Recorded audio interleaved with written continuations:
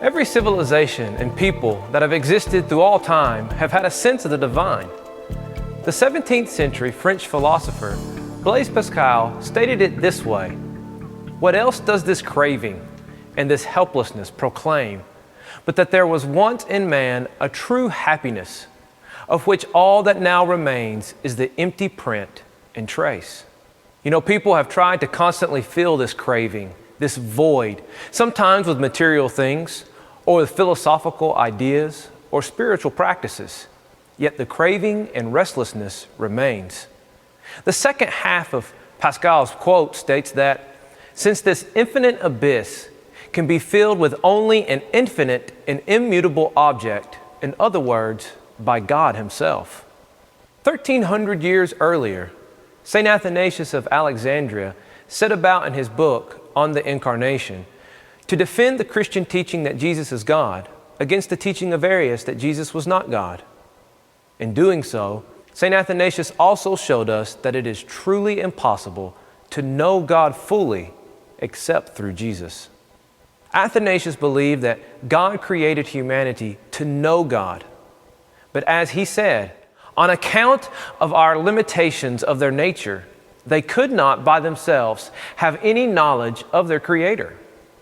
St. Athanasius stated that humanity could come to knowledge of God in three different ways.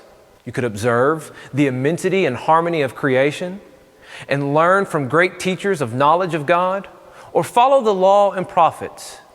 Yet humanity, overwhelmed by the pleasures of the moment and by the frauds and illusions of evil spirits, did not lift up their hearts toward the truth.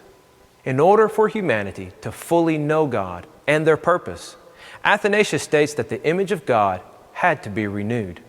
He states, the Word of God came in His own person because it was He alone, the image of the Father, who could recreate humanity made after the image. In order to effect the recreation, however, He had first to eliminate death and corruption. Therefore, He assumed a human body in order that in it death might once for all be destroyed, and the humanity might be renewed according to the image of God.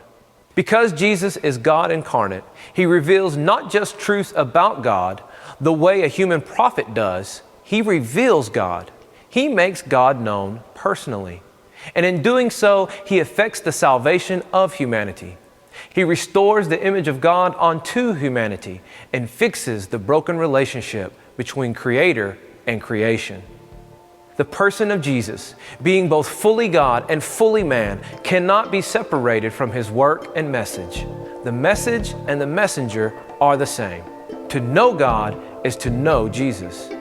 And the Word became flesh and dwelt among us, and we beheld His glory.